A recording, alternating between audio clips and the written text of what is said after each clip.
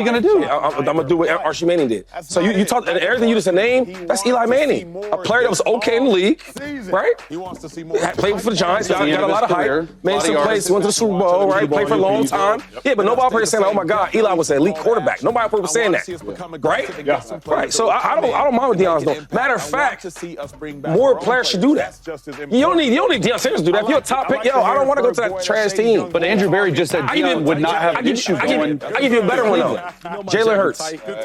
I don't know how good Jalen Hurts will be if he played for the Browns. Of course. I don't know. We were talking about if he played for the Jets. But when you play for a good franchise with good ownership, with good GM that gets really good players like Saquon, like AJ Brown, like Smitty, all these guys he's bringing here, right? And now it's like I don't have to do as much, and I can slowly learn. Last one, Patrick Mahomes. People say, oh, do we like him? Do we don't like him? I don't know. When you go to the right place with the right GM, with the right culture, this is what you get. The Giants, Browns, and Titans don't have the right GM, the right culture right now. But let's be real. I fight the Giants real quick. The Giants. I played with Brian Daboll. He's a smart coach, dog. But he's on. If they don't win this year, he's getting fired. I've been talking to them. That's real. Me and Nacho don't got to go. Y'all done? No. My bad. I was saying, y'all, I like it. That's good TV. It's yes and no for me, and it's crazy because I agree with Chase because those dudes were bona fide number one. Micah's not just going to sit back. Shador's not a bona fide number one. We talking about Travis. We talking about the pass rush of Ohio State. We talking about Cam Ward. So he's not the bona fide guy right now that like, hey, no matter what. Like last year we knew, hey, y'all all who know going first, you know what I mean? He should get the call the night before the draft. You know, we knew that. We don't know that this year. We don't know who that guy is going to be. So I don't want Deion Sanders if he can go number one, blocking him from that type stuff.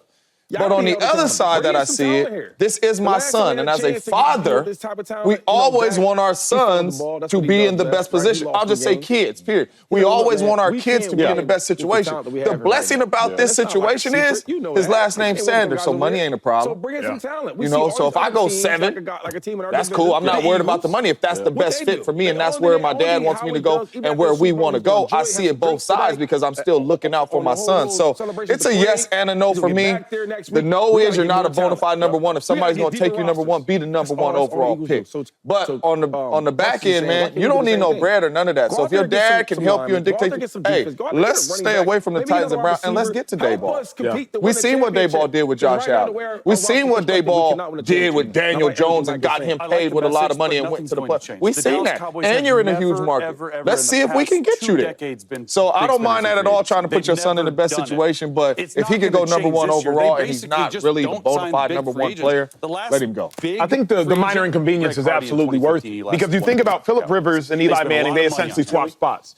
Eli Manning accomplished 2 Super Bowls with 2 Super Bowl MVPs. The San Diego Chargers, now Los Angeles Chargers, won nothing over the tenure of Eli Manning's career. John Elway won 2 Super Bowls with the Denver Broncos. The Colts, the team that originally acquired John Elway, won nothing during the course of John Elway's career.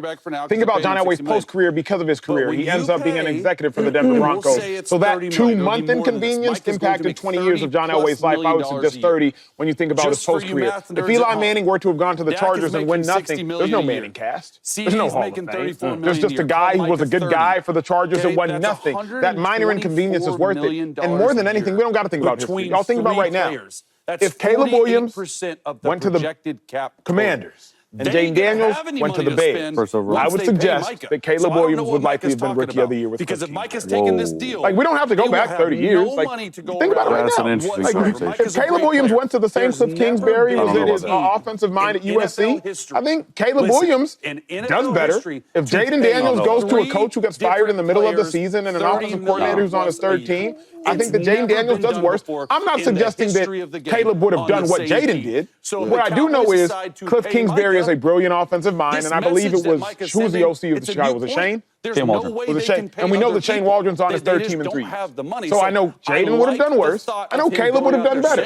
Where that would have netted them both out, I don't know exactly. But I do know, think about how we would even look at Caleb Williams right now if he would have gone to a different destination. I think it's worse. But let me ask you something real quick. So, like, we keep talking about, you guys are saying, like, where his level is. Like, he's not as good as them guys to do Shador. Yeah, like, he's not as good to be talked about and et cetera and do what he wants, like the Jim Kellys, like Elways. But I don't ever look at that because, let's look at a draft where Baker Mayfield was the number one pick overall in that draft class. But, yo, you did have Lamar Jackson and Josh Allen in that class. So I don't care how we hype it up. Because the number one guy for that class ain't even nowhere close to the two dudes. The one that went 32 pick, that was Lamar went the last pick in the first round. And then Josh Allen, he came to touch him with a 25-inch pole. You get what I'm saying?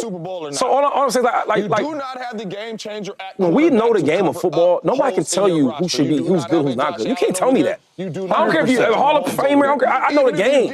Right? We had an argument today about Jim Kelly and how great he was. And I'm like, yo, he was good. He was not super great. Until we looked his numbers up and look what he did for that team. So you can't just tell me anything because I played the game. So what I'm saying is, Shedeur Sanders, he's a good quarterback. And I think with a great coach and a good franchise, he might be even better. But if you go to somewhere like the Browns, right, you see what it looks like. You go to the Jets, you see what that looks like. And the last thing is, yo, I always talk about, like, nowadays players, you got so much leverage than you ever had before. They make so much more money than we did when we were playing. That was only, a couple years ago? What I'm saying is, like, now you got more power.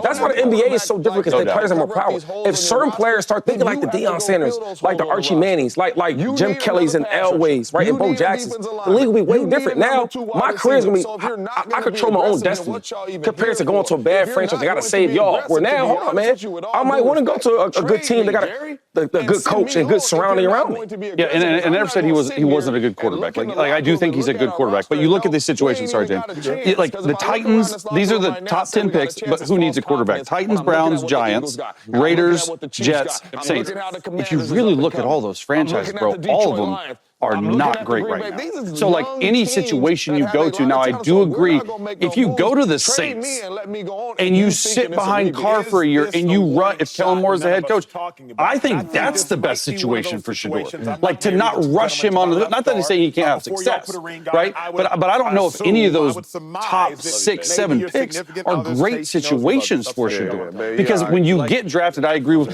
wholeheartedly what Shay said.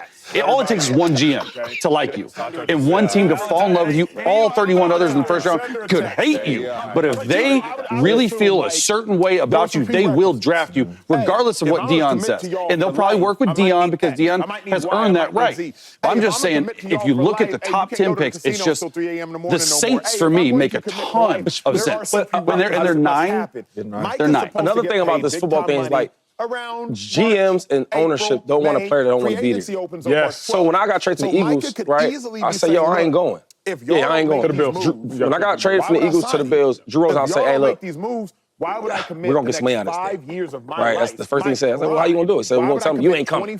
Nobody wants a player that they want that don't want them. So you're not going to bring somebody that's unhappy. So now when I talk about going to somewhere like the Giants, you got a smart coach, right? Now maybe the GM is a little wacky. I play with him in Buffalo. He's a little different. Obviously gave up Saquon for nothing.